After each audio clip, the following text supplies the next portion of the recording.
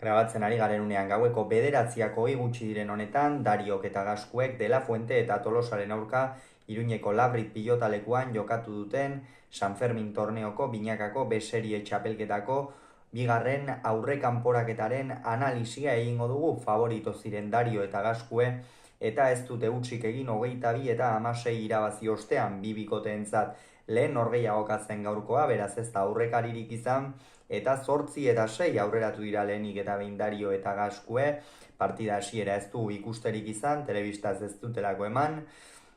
baina hortikan aurrera benetan partida gogorra izan da, eta batez ere nabarmentzekoa Andoni Gaskuek atzeko kuadro horietan erakutsi duen nagusitasuna. Xabi Tolosak majo sufritu behar izan du, badakigu gainera zenba sufritu ohi duen partidak asko luzatzen direnean, eta Dario eta Gaskuek horixe egin dute. Aingeru De La Fuente ere partidaren zati batean jokoan ia ezin sarturik ibili da, eta Dario ikusi dugu oso lehiakor, batez ere bizi, eta naiz eta tantoak zuzenean ez amaitu, De La Fuente aurrean asko ikeragarri behartzen, ia denbora guztian defentsan aritzen, eta batez ere azpimarragarria iruditu zait,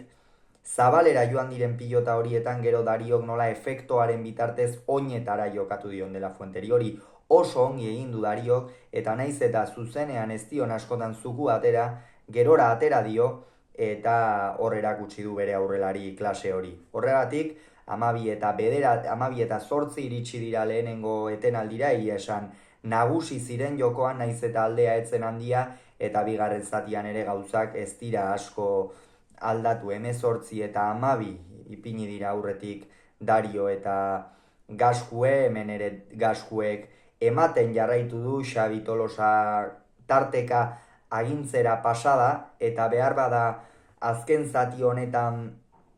Aingeru De La Fuentek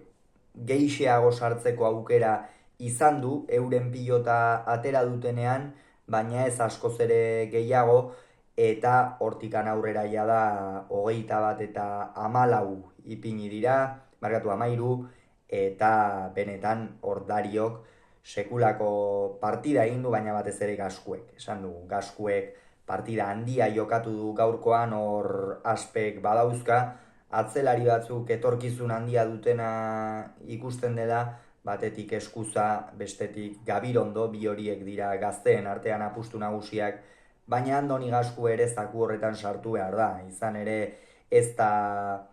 berria Andoni Gaskue horrelako mailan ikustea, San Mateo torneoa jokatu zuen, halako konpromisoa jarri izan dizkiotenean ere beti bete izan du,